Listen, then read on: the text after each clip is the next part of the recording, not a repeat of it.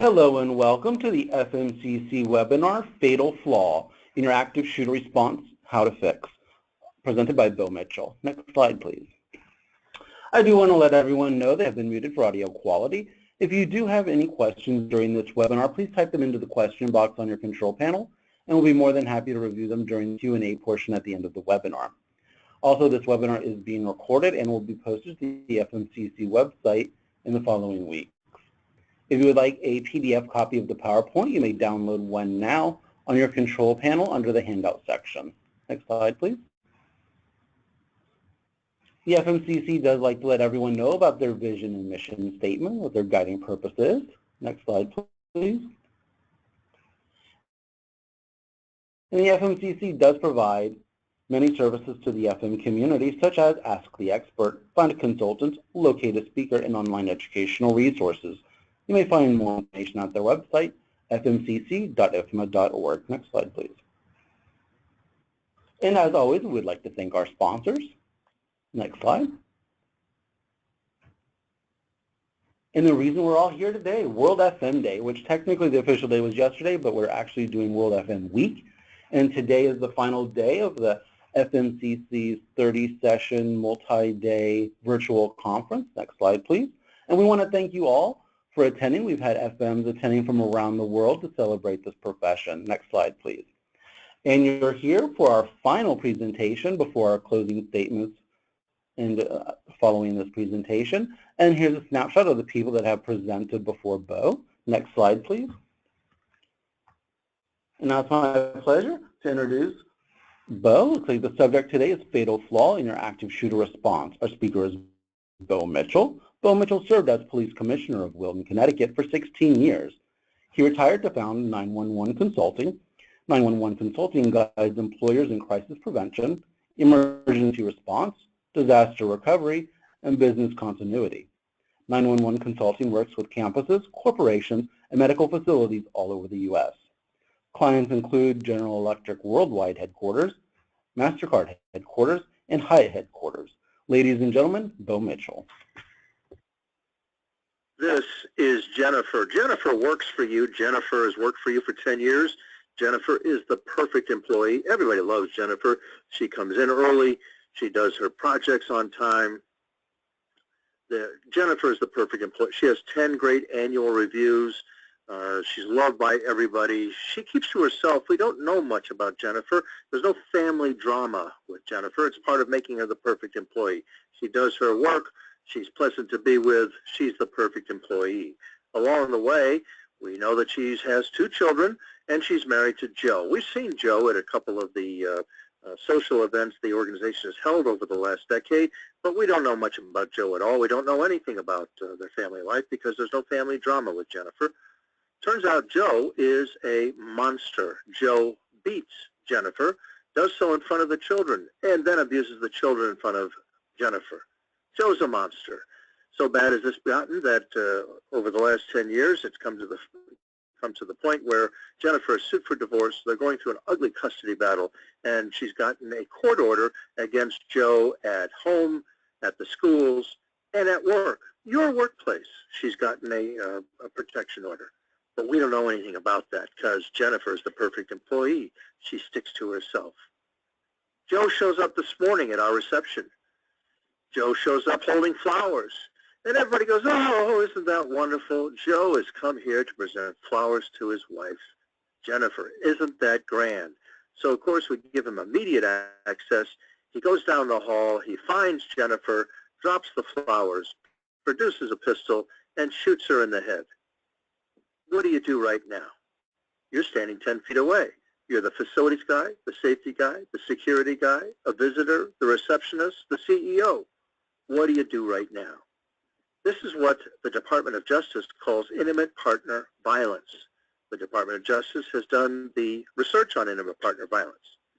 Beyond that, 2 American employees will be killed in the American workplace today, as they are every day. Homicides, a firearm or a knife, 2 every day. Intimate partner violence kills 1,300 people every year, most of them, like Jennifer, in this scenario we've just portrayed. Spousal abuse is epidemic, says the CDC. In the next in the next 60 seconds, the next minute, 20 people will be the object of intimate partner violence, sexual violence, and stalking in the United States of America, as 20 people always are every 20 minutes. So what do you do right now? You're standing 10 feet away. You're any employee or visitor to your company, to your facility. This is a very bad reaction, but this is who we are as human beings. We freeze. Untrained, we freeze because we need to process all of this to see what it is that's happening. When something traumatic happens in front of any human being, you, me, or otherwise, if we are not trained to respond immediately, this is going to be our response. This is who we are. We're going to say 5, 10, 15 seconds to sort things out and try to understand it before we act. And that makes us the next victim. I am Bo Mitchell. I am president of 911 Consulting. I was police commissioner of Wilton, Connecticut for 16 years. I retired to work with organizations like yours regarding facilities just like yours, regarding the safety of employees just like yours. All those initials after my name indicate that I'm trained and board certified 14 different times: emergency management, business continuity, workplace violence, active shooters, terrorism, and a bunch of other stuff. I'm also an expert consultant for landmark legal cases where the expected settlements, billions of dollars. That's what it costs these days when you are negligent because you failed to plan and failed to train for emergencies. These are our clients at 911 Consulting, large headquarters organizations. I've worked in their headquarters and at their facilities in the field. I've also worked at 29 campuses countrywide, from Boston to California. And I've been a speaker at all the places you would expect to be a speaker. IFMA, of course, at the national level, and at many chapters around the country. Safety engineers, NFPA, the HR people, FEMA, OSHA. So let's talk more about the fatal flaw in your active shooter response and how we're going to fix them. Actually, it's the fatal flaws, as we see this more than one. So how do we address this entire discussion? Where do we start to pick this conversation up and fix things to get it right for our organization? Well, this is where you do that, the emergency action plan, which every one of you is supposed to have. And when you find your fatal flaws, this is where you work it out in your emergency action plan. So let's now go to NYPD and FBI. They have all the research on active shooters. They know the mindset, the motivations, how this all breaks down. They've looked at hundreds of these, both of them, and come back with very smart opinions about how we're supposed to act. But what's missing here? There's a fatal flaw that's missing here, and that fatal flaw is that almost all active shooter incidents are over 8 minutes, and the vast majority of them, says the NYPD, are over 4 to 5 minutes. On the bell-shaped curve, the vast majority are over 4 to 5 minutes. There's that 4-minute thing again. So in 4 minutes, you're going to have a chaotic and kinetic combat situation. That's no exaggeration. People running around your place holding guns and looking for people to shoot at, that's a combat situation. And it's all going to be over 4 minutes. So that means police probably can't deploy in time because you can't change the physics. Bringing us to the first insight, police, fire, and EMTs are not the first responders. They are the official responders. The first responders are your employees. You cannot change the physics. It's always going to be an employee who sees the fire first, the guy with the gun first, the spill first, the whatever first. It's always an employee who sees it first. So how have we trained them to respond? Because police, fire, and EMTs can't get there fast enough. What you have done, perhaps, some of the things that you have to plan for, your planning and training is built for police response, not for personnel's response in 4 to 8 minutes. Because that's what we're going to have with no police presence as far as an active shooter is concerned, which means untrained, you've left your employees looking like this. So that's the first fatal flaw. You don't have any planning that says, this is how we roll. How do you fix it? You got to write it into your plan. In very detailed ways, you have to have an active shooter and workplace violence response. And then, of course, there's training. A plan without a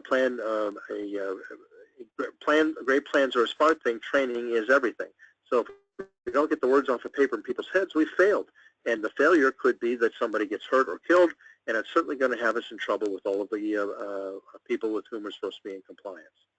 So where do active shooters come from? Well, active shooters are workplace violence. So let's start with the larger picture. Active shooters are workplace violence, which brings me to the iceberg principle. You know the iceberg principle. The tip is only 15% of the iceberg, but that's all we see The rest of it's below the surface, and we don't talk about it. And the analogy here is that we always talk about active shooters, but what about the daily workplace violence we don't talk about? That's below the surface. The daily workplace violence that eventually leads to active shooters. So there are myths in workplace violence for workplaces like yours. First, it can't happen here because, hey, bad things never happen to nice people. And there we are. It can't happen here. It only happens at 7-Elevens. People snap. People never snap. Total mythology. We read the after-action reports, and the employees who are interviewed afterwards report that, yeah, that guy was bumping in the furniture and saying stupid stuff and dangerous stuff for days, weeks, months, years, but nobody reported him. Management did not take control of this. Educated people and well-to-do people are never violent. Everybody knows that. Talking about violence will make it happen. If a person can joke about violence, they won't become violent. People who start in violence are just looking for attention. So there it is, the mythology. And if it's not you in facilities, your people to whom you report, senior management especially, loves their mythology and clutches it to their bosom. And this is very, very hard to break through, because when you go in, or the safety guy goes in, or you go in with the safety guy and say, we've got to do something about this, these myths take over. And there's total myth. None of it's true. And another myth is this, should we be worried about Osama? Should we be worried about this guy coming to our facility? Well, certainly we have to worry about terrorism, but the statistics are this. In 2015, toddlers with guns killed more people than terrorists, 21 versus 20. The toddlers are getting their guns from their parents who don't store them right. Toddlers killed more people with guns in 2015 than terrorists did, and that includes the San Bernardino massacre as well as the one American who was killed in Paris during that terror attack. So this is the reality. Does that mean that the guy on the right can't come to your facility? Hardly. But it does say, let's identify the real problems, and that's the way we're going to identify real solutions.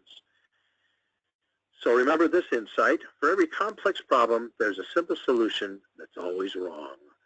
Because we love simple solutions, but they're always wrong to complex problems. It's really complicated. Oh, and there's one more myth, and that's the most dangerous myth. You've done something. Have you really? Well, yes, of course, we have a policy against workplace violence. Well, congratulations. But have you done the planning, the procedures, the training, the drills, and the exercises, like you probably have done for fire? Have you done all of these things that are required to take care of this threat? So let's look at the research insights and see where they take us. All this research is done by the federal government. Where do active shooters come from? Well, the first and easy answer, because it's so well known, is they come out of daily workplace violence in workplaces like yours and workplaces all over America. This is where it all begins, daily workplace violence. And what does that look like? Well, it isn't just the physical aggression that we talk about down in the lower right-hand corner. It's also about discourtesy, disrespect, intimidation. All of those things on the continuum there are workplace violence, as defined by the Department of Justice. And we're going to go with the government's definition of this. Now, there are people out here, people who work for you or work with you or for whom you work, who say, well, that's not workplace violence. Discourtesy, disrespect, intimidation, harassment, that's just Bill being Bill. Well, it's against the law, so you should know that part, number one. Number two, we all talk about physical aggression, and the rest of it goes by the board because the rest of it doesn't have blood and headlines attached to it. Blood and headlines are not a prerequisite for workplace violence and, as recognized by the federal government. All of these things are workplace violence as recognized by the federal government. Your boss may not think that. No one cares what your boss thinks. No one cares. This is how they define it, and that's all that matters. So let's look at workplace violence in its totality and then bring it into focus as far as intimate partner violence is concerned, also as far as stalking is concerned, and workplace bullying. The stats overall in the big picture for workplace violence are that any organization like yours, any employer is 18 times more likely to have violence than a fire at work, says the DOJ versus what the NFPA has to report by way of number of fires every year. 18 times more likely, and this is in the everyday average of workplaces. 2 million people are going to be the subject of workplace violence annually, as the government has defined it. 2 people are murdered in the American workplace every day, as I reported separately as far as DOJ is concerned. 26 women will be raped over the next hour. 26 women will be raped over the next hour in the American workplace, not on the street, in the American workplace. In the next hour, 44 robberies, next hour, 207 aggravated assaults, next hour, 1,000 simple assaults, and the next hour, over 3,000 threats. So that's what the Department of Justice says to us is the threat, and the threat defines the response. And we're supposed to work to make sure that these threats don't affect our people. Workplace violence is called epidemic by the CDC, and as we saw before, intimate partner violence is a very big deal. Spousal abuse is epidemic. Here are the statistics with the research done by the federal government. 5.5 million incidents reported of intimate partner violence, 18.5 mental health visits per year. So this is expensive stuff, and we have a moral obligation to make sure it doesn't happen to us. Then there's stalking in the workplace, defined as workplace violence, because this is harassment and intimidation all rolled into one. 3.5 million victims every year, reports the federal government. 11% have been stalked for over 5 years, which means that this is going on in front of us or under our noses, but we aren't paying attention. 1/4 report cyber stalking. This was done several years ago. We know that that's over half now because these bullies, these cowards, know how to reach inside any corporation and stalk that person. That's who they are. Then there's workplace bullying. Every state in the union has addressed campus bullying with new laws, regulations, guidelines, etc. No one in the 50 states has direct campus bullying in the same kind of comprehensive way regarding law and the rest of it. And it turns out that workplace bullying is far more ubiquitous than campus bullying ever was. Here are the statistics. 37% of American employees every day in a year report that they are the objects of workplace bullying. And 12% witness this happening. So 50% of your employees, if you're the average company, have been subjected to this kind of workplace bullying. Not everybody who gets bullied is an active shooter, but every active shooter has been bullied at school, at work, or in the neighborhood, or all three of them. So this is the incubator for active shooters. The bullying, the cyber stalking, and the rest of it is all a function of being in the incubator for active shooters. And we should remember that it isn't 6 degrees of separation, it's 1 degree of separation. You will know the perpetrator, or the perpetrator knows your victim. You're 1 degree of separation. So here's the guy walking down a hallway like yours, looking pretty pleased with himself, carrying out 1 but 2 pistols, ready to do whatever ugly stuff he wants to do. So what are the common warning signs? Well, a history of violence, threats, or repeated discipline, difficulty controlling temper, substance abuse, excessive fascination with weapons, paranoid thought patterns, major stressors. Are there major stressors in the workplace? Frequent unresolved conflicts, do those happen in workplaces? Feeling excluded, does that happen in workplaces? Destructive behaviors, feels unfairly wrong, does that happen in your workplaces? Major mood swings, few social supports, isolation, deteriorating social event, rigid work environment, bullying or victimization, work trysts, and cliques. So there they are, the common warning signs.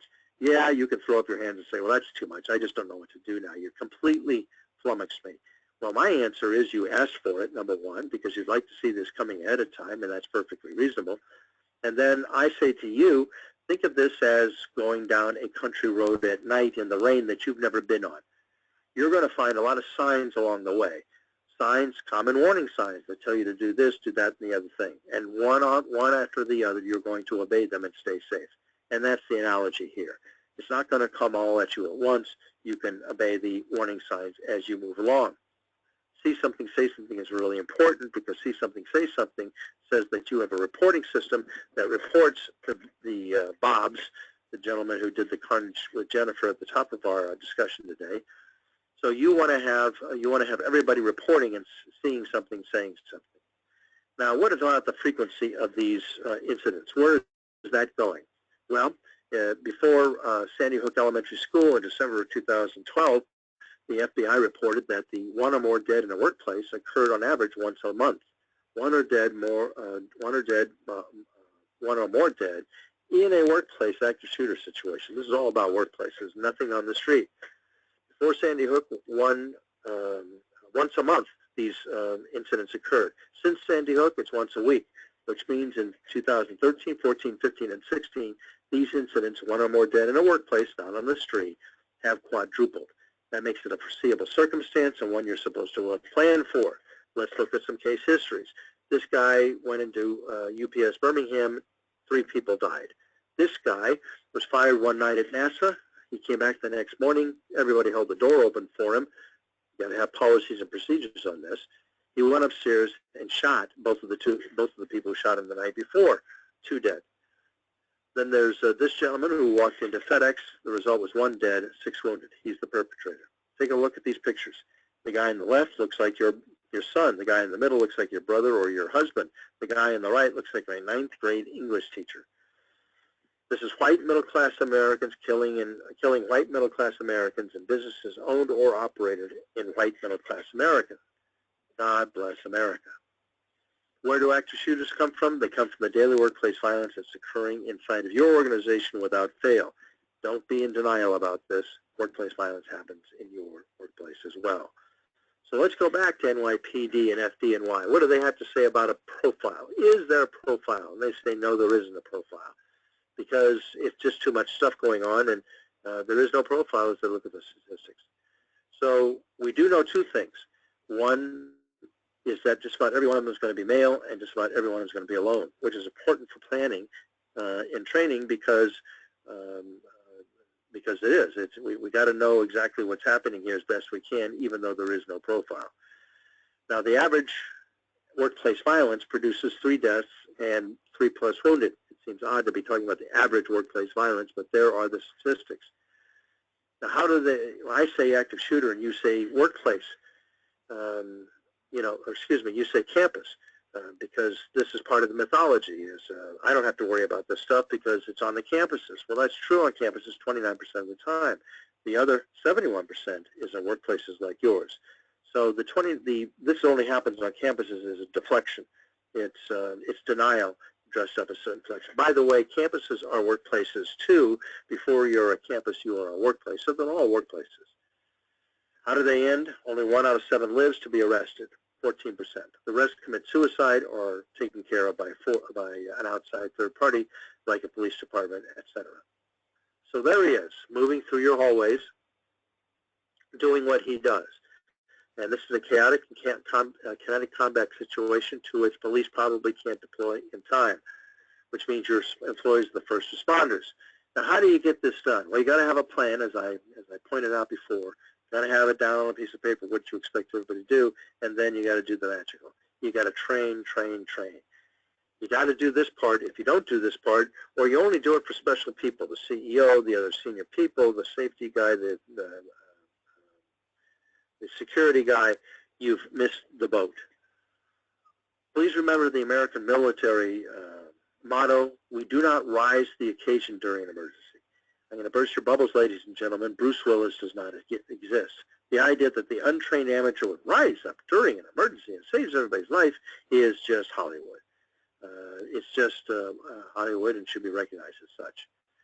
So people don't rise to the occasion, they sink to their level of training, and untrained they just sink. And this is what that's going to look like, which makes you the next victim in a few seconds. So the way I like to train this is run, hide, fight.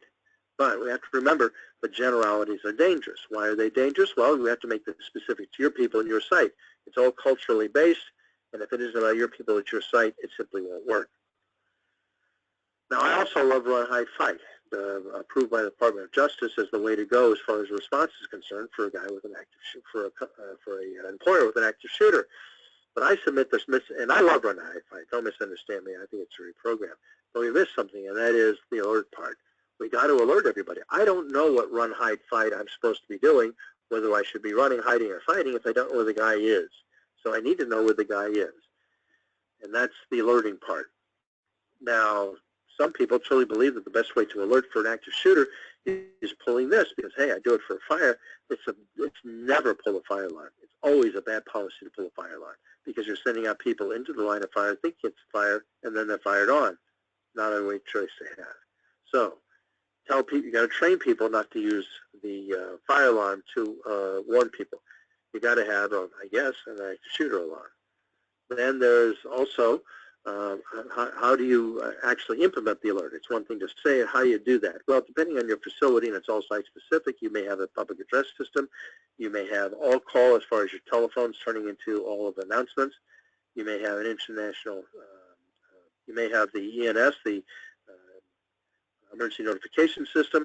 You may use email, text, computer screens. Great way to use this. You know, everybody's computer screen goes red. Hey, there's an active shooter in the cafeteria. I've said a lot of information there as far as run, hide, fight is concerned, and TV screens. So I think you should do most, if not all, of these things. And you can say to me, well, gee, that's a lot of stuff. Isn't that duplicative? And my response to that is redundancy is a beautiful thing. Redundancy is a beautiful thing. Redundancy is a beautiful thing. Because in emergency communications, everything seems to go wrong immediately. So after alert and run, what does run mean? Well, run means absenting yourself from the situation, because if you can absent yourself from the situation, that's the safest thing to do. You aren't part of the system as people respond to it. So here's the guy walking down your hall, carrying not one but two pistols, real video, real still from video of a guy doing this, walking down the hall with two pistols. So when you see him coming at you, do you hide? Well, perhaps. And what does hide look like? Well, for a traditional office situation, I would go into my office, close the door, lock the door, turn off the lights, and hide under the desk. And that's a fine thing. This looks great as far as I'm concerned. But how does that work here? Or how does that work here? How does that work in a cubicle farm? How does that work in a warehouse? How does that work in a hallway? How does that work in the shipping dock? How does that work in a bathroom? Well, it can work very well if you're ready to go. So the training is very, very important. And it all has to be very, very tactical. And so that's the hide part. What about fight? Are we in the business now as employers of teaching our employees to fight a guy with a gun? Unarmed, our employees are. Are we in that position now? Well, yes, we are. Why is that? Well, your lawyer will tell you that we have a foreseeable circumstance for which we have to plan under law. And we just can't leave it open. We have to teach people how to fight. We teach them how to run and hide. We also teach them how to fight. We also have to teach them that this isn't going to work. Begging never works. It works in movies, but you've all been watching too much TV. So this is what fighting could look like, one-on-one and in groups. So we have to train people on how this works. We also have to train them very carefully that this is the last resort. It's not fight, hide, and run. It's run, hide, fight. But this is a last resort. How do we do this? Well, our objective is to disrupt and incapacitate, act fast.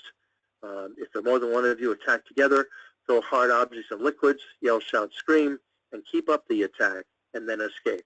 It's not your job to kill or incarcerate once you've incapacitated somebody. You keep up the attack until they are incapacitated, and then you escape. The beauty of run, hide, fight is all of this can happen in a quarter second in your head. As each individual looks at their situation, and each individual is going to be looking at it differently and uniquely in their way, they have to be able to know what to do with run, hide, fight in a quarter of a second. So this looks like your desk. Are there any weapons here? Well, through my eyes, through training, yes, there are plenty of weapons here. This is your pantry. Do you have weapons here? Well, again, if trained, I'll know that these are weapons. This is a conference room. Are there weapons here? Yes, there are, if you know what you're looking for, and you have to train people. This guy has a weapon. That's how this works. So that's how we train people to fight, is to make sure that's the last resort and that they know exactly what they're doing every step of the way, run, hide, fight. Then there's the active shooter protocol. Your issues as far as run, hide, fight are concerned are only the beginning of your response as far as being an employer is concerned. Now you have to work with your police department, because you're going to call them at this point. Realize that every police department in the country has an active shooter protocol, whether it's NYPD with 35,000 officers in New York City or Tupateta, Idaho with the deputy sheriff 90 minutes out. Everybody has an active shooter protocol. Now the one at NYPD is 17 pages long. I'm going to give it to you in 3 banners. Go into your building, find the guy with the gun, kill him. There's your active shooter protocol as it kicks off. And you need to know this for each and every one of your facilities. You really need to know this, because you have to work with everybody when they come on board. That's your obligation, is to work. You've called them, and now they're here, so you have to train your employees to work with them. Realize that when you do dial 911, these guys show up. Most of them men in their 20s and 30s, high on testosterone and adrenaline, carrying automatic weapons. As scared as everybody else because, as you've read in the headlines, lots of police officers are made to be targets anyway on a given day. So they're coming into your facility all with a 4-minute attitude of how things quickly are going to go, and usually badly, with people shooting at each other. So you have to understand how to work with these people. And that means at its core that you have to teach people, teach your employees, train your employees that as these guys are moving down the hallway like this, they are not priests, meaning that you can't run up, oh, help me, I'm scared. Or help my friend, he's scared too. Oh, whoa, whoa, whoa. This is a bad idea, grabbing at people in a hysterical kind of way. People are carrying automatic weapons looking for a guy with a gun. Also understand that these guys, along with not being priests, they're not EMTs. So if you're bleeding out in front of them, they're going to walk over you and keep on moving. Their job is to stop more bleeding and more blubbering. That's what they do. You're supposed to know that. You didn't know that until now, but you need to know that. And each department does something a little bit different, which is the problem they have as far as getting this job done. So you need to know the active shooter protocol as it starts to develop, because you need to help these guys, and you need to have your employees trained to help these guys. The next part of the active shooter protocol is that everybody's going to be ordered to raise their hands. You can't tell me. Yes, we can. We don't care what you think. You have to raise your hands. And if you don't want to raise your hands and cooperate, you'll be arrested. What does that mean? These guys are expert at hog-tying you with the plastic handcuffs in 4 seconds, just like on a rodeo. And you'll be down facing the floor with your hands cuffed. Not a pretty picture, but there you are. So you have to put your hands up. Why? Because no one knows friend from foe. You all look the same. As we've seen so far, there's no way of distinguishing you from the bad guys. So everybody is a suspect until proven otherwise. This is a business in the Midwest last year. This is Oregon in 2016 as well. This is a high-rise in Chicago going through the active shooter protocol. Notice their hands up. This is California. So this is what it looks like as far as the next part of your working with your police department as far as active shooter protocol is concerned. Now that you're all experts on what this looks like, you can tell me what's wrong with this picture. You can tell me that why the employer for this particular group of employees is failed to plan and failed to train, is negligent. The first thing is she's carrying a bag in which can be secreted a firearm or a knife. She's not supposed to be carrying a bag, and this is emblematic of her not having been trained. So, as you can see the yellow tape there, she's going to get about 10 more feet and meet a officer in uniform who's going to point an automatic weapon at him and say, drop that. You can't tell me. Yes, we can. And you will drop it, you will abandon it, and we will search it without your permission or your presence. That's how the active shooter works. Active shooter protocol works. You're supposed to know that. This person here thinks it's her constitutional right to carry her cell phone in her hand anywhere she wants to, anytime. It's the seventh. No, it isn't. You can't do that because somebody who's high on testosterone and adrenaline, that looks like a pistol. Now you can say that's the silliest thing I've heard of and that's way over the top. No one cares what you or your boss thinks. This is how they roll. And that looks like it's already happened in New York City and other jurisdictions around the country where somebody refused to drop their cell phone in these high-pitched, high-anxiety situations, and the person holding the phone was shot in the chest, dead before they hit the ground. Guess whose fault that is? Because you didn't plan and train for employees. That's your fault. This guy here thinks he's on a break. We're not on a break. We're not having fun today. So you can't be carrying anything in your hands.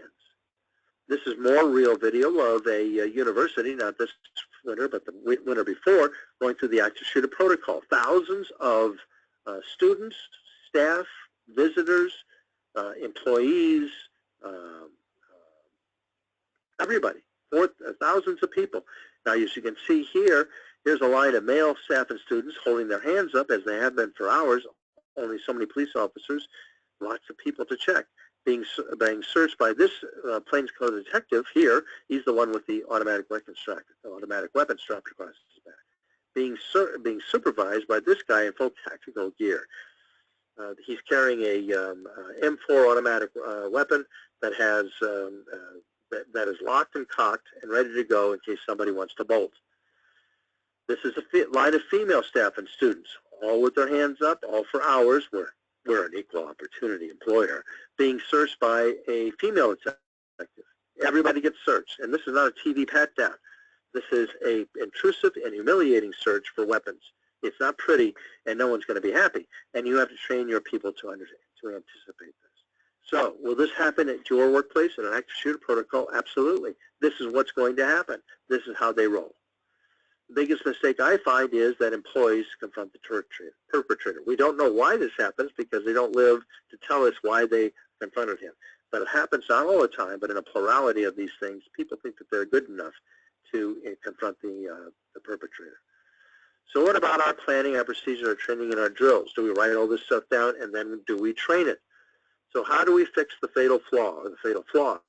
Well, the biggest threat in your organization to fixing these things is denial. This is a picture of your executive committee meeting and talking about safety. They have their heads in the sand, and that's the way they like it. So this is the problem, denial.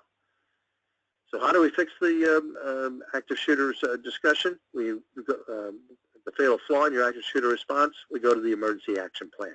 That's where it gets fixed. That's where it gets trained. This is the platform on which you're going to work.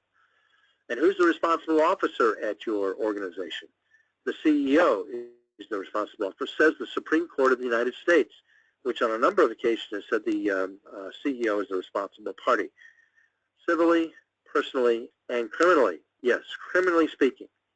So your CEO could turn in his or her orange jumpsuit, turn in their blue suit for an orange jumpsuit. That's what they're going to look like, not in their blue suit. And it isn't just about CEOs, it's also about directors of the organization and senior operations personnel. So we could have a whole parade of orange jumpsuits. Maybe you think I'm exaggerating for some kind of effect.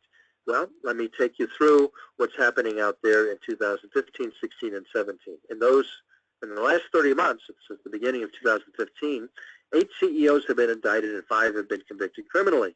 8 CEOs indicted, 5 convicted criminally. How is this working? Well, in California, it's 2 people who are under the scope here. One has been indicted and is waiting trial. The other one has been sentenced to prison, having been found guilty by a jury of his peers.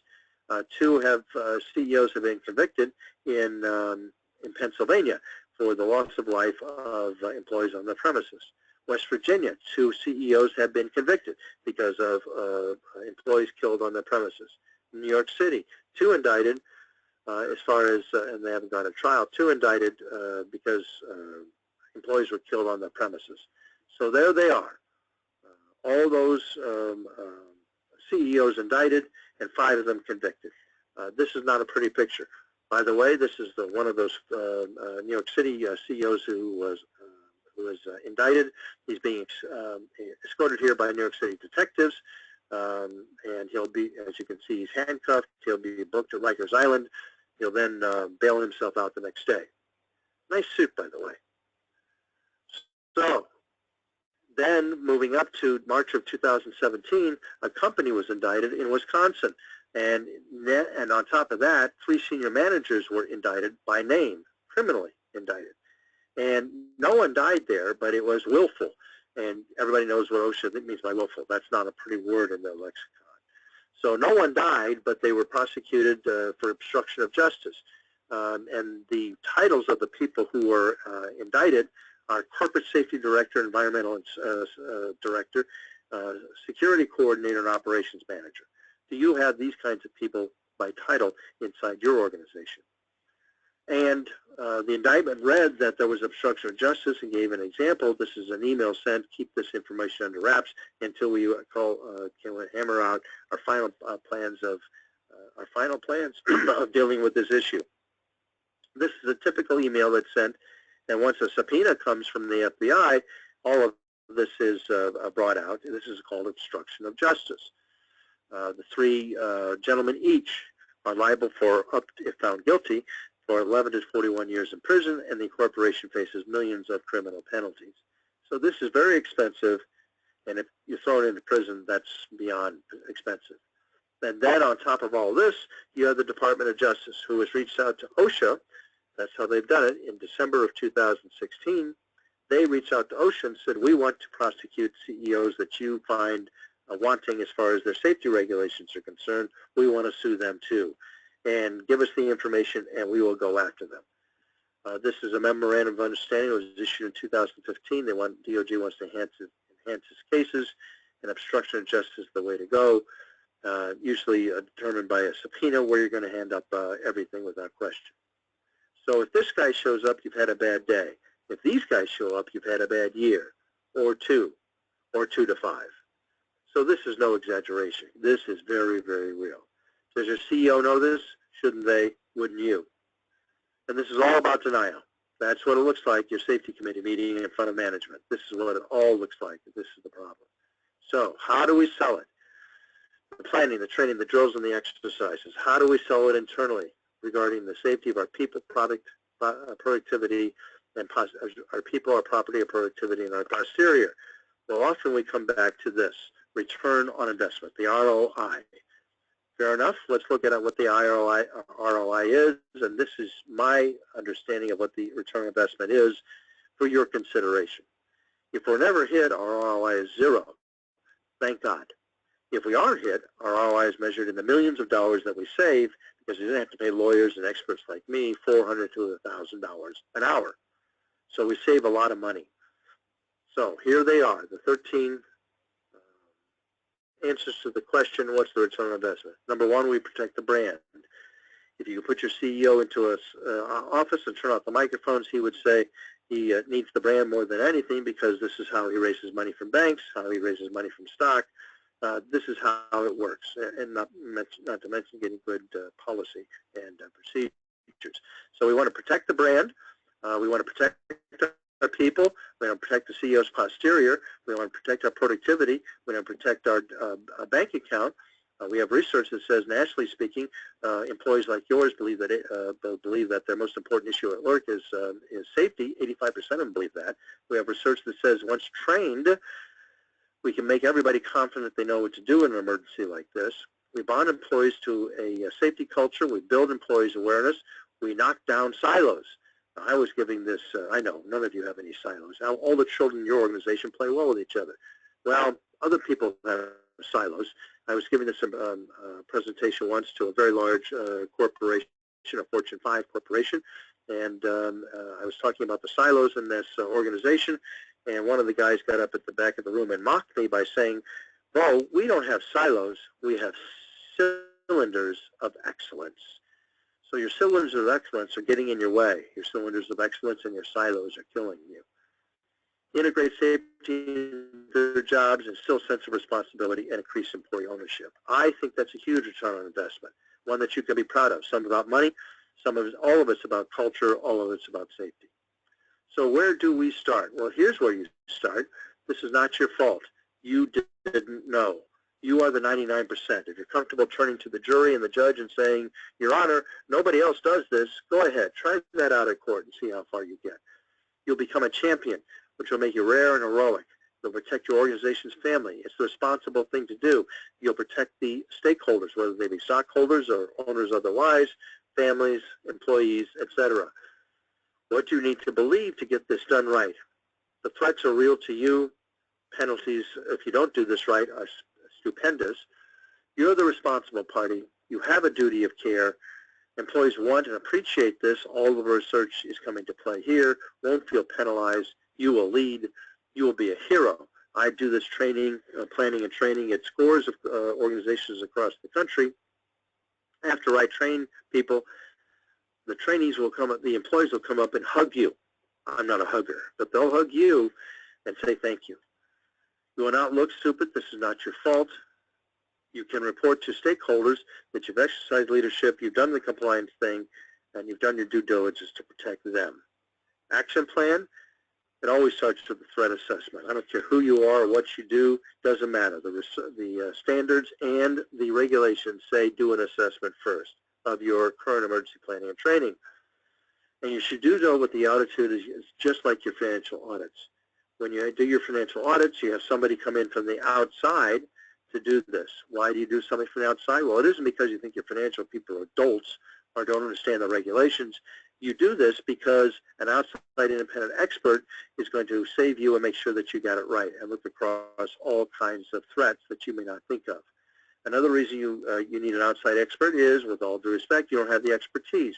This is not your job description to get this part right. And understand that if you do an inside audits are always dismissed because of the politics and the command influence that we just talked about. Dismissed by third parties, courts, etc., as completely invalid because they are done internally, and thus they don't have the clarity and the individuality and the truthfulness that they're looking for. As far as help for you right now is concerned, in fixing your active shooter responses, as far as your the fatal flaws are concerned in your planning,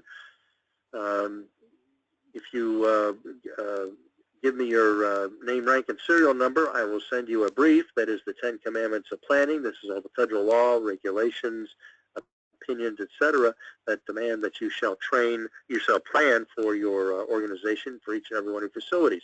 I also have a legal brief on the 10 Commandments of Training. Again, the federal law, regulations, and opinions that you need to know that control you as far as planning and, in this case, training your people. So those are the fatal flaws, your active shooter response, and how to fix them. Are there any questions? Great, thank you, Bo. Yes, we have a couple questions here that came through. One of the questions from the audience was, do you know whether the OSHA Safe State program, a separate OSHA outreach in each state, now includes the knowledge areas discussed today? I imagine that they do not. I don't know every one of them across the country, but OSHA has no regulations regarding workplace violence and active shooters. So they probably won't include it in the discussion. Maybe they will, given the prominence of the discussion that we're having today, reflecting the headlines around the country. The problem with OSHA is that not having regulations, they really can't wag their finger at you and tell you what to do. However, you should also understand, OSHA, that in 2011 they issued a compliance officer guideline document. This is once a active shooter or workplace violence occurs at your workplace, everybody lines up to interview your people and do their investigation. The state fire marshal, the police, OSHA, everybody. And they have a 54-page guideline as far as what the compliance officer should look for, what questions to ask, and how they should produce a report. For all intents and purposes, that compliance officer guideline is a regulation. I recommend that you get it off the internet. It's 2011, the OSHA Compliance Officers Guideline to Workplace Violence and Active Shooters, and read that, because that will tell you exactly what they are going to do. And I would go by that rather than any outreach they may have to detail what it is that you're looking for as far as active shooters and workplace violence is concerned. Great, thank you. They said, excuse me, can I just get my police to do the planning for the run, hide, fight? You want to coordinate with your police, as I've indicated here. When we talk about the active shooter protocol, you really need to talk with your police and coordinate your planning and training with the police. But please understand, police are not going to train your people. When you sit down with your police chief or a certain commander of your police department, no matter how big or small, they'll say to you, please listen, we are not a planning and training organization. We are a response organization. You dial 911, we come and kill the guy, and then we go back and wait for the next call, somebody else calling in 911. That's what we do. That's what you pay your taxes. That's our mission statement. We don't plan and train because that's your duty of care, not ours, and we don't have the manpower to do that for all the employers in our jurisdiction. So that's really on you. So yes, coordinate with your police department, get them to do as much as you possibly can, but they don't know anything about OSHA, your state fire code as far as it applies to planning and training for these and all sites, all other kinds of threats. They're going to tell you what they do. They can't tell you what you need to do. That's your responsibility. You need to plan and train in coordination with them, but it's on you as far as the planning and training is concerned. Interesting, thank you. Because regarding the employee training, it's very difficult to get employees to training. How do we get this done? Okay, it is difficult to get employees to training. There's no question about that. In part, that's because you've sent them to training when it's all about the company or the organization, not about them. This is training that's all about them. And since it's mandatory, you'll just have to demand that they come. And you have to sign them in and sign them out. Training is not some open discussion of what it is we're supposed to do for any kind of response to a threat. You need to have them sign in, sign out, because if you are audited, when something bad happens, you will be audited. They're going to say, well, did you train everybody? And you're going to say, yes. Well, show me your training records. If it isn't in writing, it never happened. So you've got to get people trained. You got to get them to training, tell them it's mandatory, and we're in 100% business, because if one of those people who has not been trained is standing 10 feet from Joe with the gun after he shot Jennifer, this is all on you. You are the responsible party as the employer. It's not the employee has no duty of care.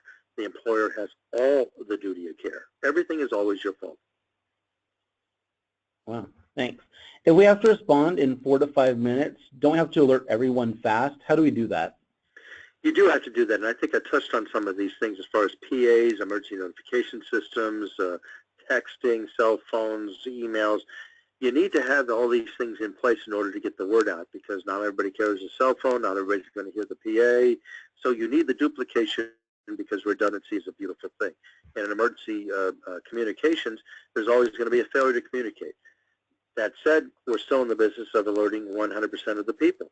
Is this easy? None of this is easy. And anybody who tells you that it's easy, oh, just active shooter protocol, run, hide, fight, we're done, it's a lie. These things are very complex. For every complex problem, there's a simple solution that's always wrong. So you have to work this through facility by facility. And if you have multiple facilities, you have to remember that each and every one of them is going to be different as far as how to respond to somebody in a hallway, bathroom, whatever. Thank you. And it says, can you recommend a source of tactical approaches to access control? In the age of the Internet of Things, FMs have comprehensive control over doors and locks. Well, you really do need an expert to walk through your facility. So, you know, it's wonderful to say the Internet of Things, but I have learned in very careful and tragic ways that you cannot cut and paste emergency response. And what's on the Internet is perhaps a place to begin asking your questions, but it's not planning. And cutting and pasting emergency response is a very dangerous thing to do, because by definition what you're cutting and pasting is generic. It's not site-specific. It's about everyone. It's not about you. And that's what the law demands of you. In each and every one of your states in the United States of America is site-specific planning and training. So I would be very, very leery of cutting and pasting this stuff. You need an outside expert to come help you get this job done right. None of this is easy. None of it's fun. We aren't in the fun business. On that note about like getting an official assessment from, can you go into more detail about assessments? Assessments basically are looking at what you got and telling you what you need. That's very oversimplified. Breaking down an assessment, if it's done professionally and done right, and there are standards for this, and I would follow the standards with professionals who have done this before in workplaces like yours. That's what I would do. The assessment starts off with document dumping or document mining in a more politically acceptable phrase. So you want to mine all of the documents that are currently on the premises or affect the premises, everything from employee handbooks to all the emergency responses that you may or may not have in play. You want to then have your facilitator or your expert or your consultant then, or you, if you're going to do it, with all of the negatives that are attached to that, look at all those documents, compare them to the standards. You've got the fire code that's a standard for you. You may have a city fire code on top of the state fire code. You have OSHA regulations, EPA, lots of people looking over your shoulder, Department of Homeland Security. So you've got to look at all of their standards and know exactly what your paperwork is doing, and just as importantly, what it hasn't done or is doing wrong. And that's a facility-by-facility discussion. So that's the first part of the assessment. The second part, and then the second part is the looking at the standards. The third part is bringing together a report, listing the gaps in your current way of doing things. and saying these are the gaps that don't comply with the law or are just operationally incompetent, along with the strengths. So we do a strengths, weakness, opportunities, and threats. A classic way of doing these things. We have no magic here. We do it the way it's been done successfully for decades. And then we tell you what it is that you need to do. And like a doctor giving you a diagnosis on your surgery, you have a right to get a second opinion, of course. You could then implement it all by yourself or use the outside expert. These are all the decisions that you get paid to make. An assessment is a jarring, upsetting kind of thing because it really is looking at all the things that we've done and haven't done or done wrong. I recommend that when I have an assessment presentation, after looking at the documents and walking the site, very important, you've got to do a walkthrough, talk through, interviewing all of the people who are important to this discussion as far as planning and training is concerned, that when you do have that assessment presentation that says here are your strengths, your weaknesses, etc., that you have the big decision makers in the room. Because these things are very complicated things. If you don't have the decision makers in the room, you're going to be penalized because somebody's going to ask you if you're the only person in the room, and with all due respect, you're not the decision maker or you're only one of them, and there are many others who have to be consulted. Somebody's going to say to you, well, how did that assessment presentation go? And they're going to give you 15 seconds to tell you, to have you tell them a whole bunch of things about all of the threats that are apparent for this organization and the current state of the art as far as the organization is concerned. That's unfair to the assessment. You've wasted everybody's time.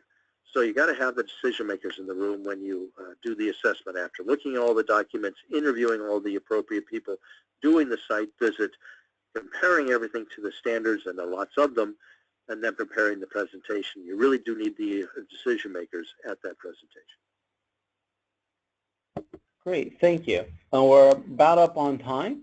Can you go to the next slide, please, Bo? Okay, Bo was like the last.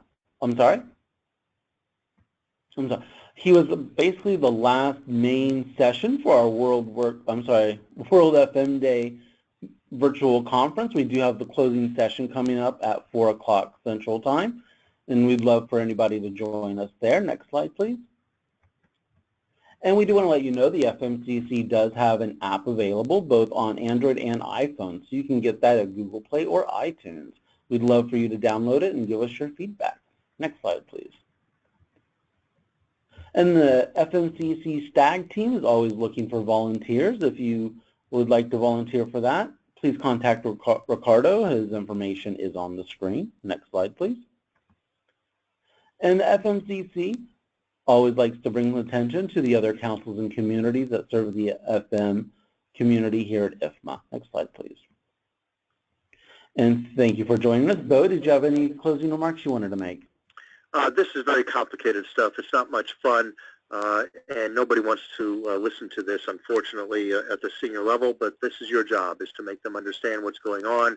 And I would recommend to you that the assessment, which everybody should have done anyway, is the best way to start this process of getting people to listen to you as to what it is that we have to do here about active shooters and all the other threats that are aimed at your facility. In the end, you have to be careful out there. Great, thank you. And Marcus pointed out, actually the closing session is actually at 3 o'clock Central Time. So I want to make that correction, not 4 o'clock. I want to thank everyone for joining us. Bo, thank you for a great presentation. Everybody have a great day.